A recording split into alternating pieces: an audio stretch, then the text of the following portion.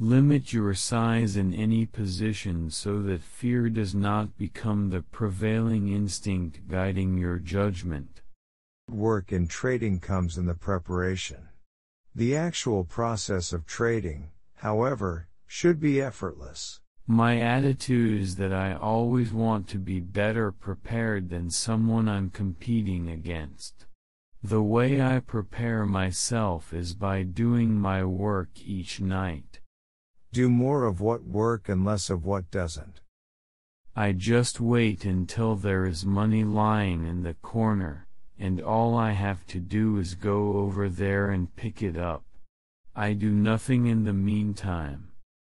The market can stay irrational longer than you can stay solvent.